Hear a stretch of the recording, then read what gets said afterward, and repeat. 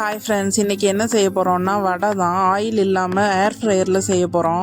உளுந்து இந்த மாதிரி நல்லா திக்காக ஆட்டி எடுத்துக்கணும். வெங்காயம், கருவேப்பிலை, பச்சை மிளகா, மிளகு, உப்பு எல்லாம் சேர்த்து மிக்ஸ் பண்ணி வச்சுருக்கேன். அப்புறம் ஒரு பட்டர் ஷீட்டில் ஆயில் ஸ்ப்ரே பண்ணி வச்சுக்கணும்.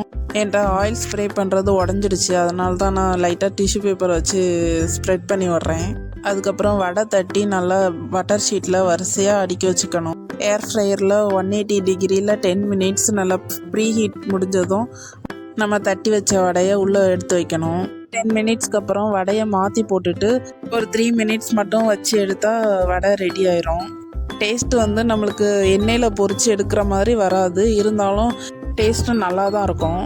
டயட்டில் இருக்கிறவங்க, அப்புறம் இன்டர்மிட்டன்ட் ஃபாஸ்டிங் ஃபாலோ பண்ணுறவங்க, இவங்கெல்லாம் நல்லா கில்ட் இல்லாமல் சாப்பிட்லாம்.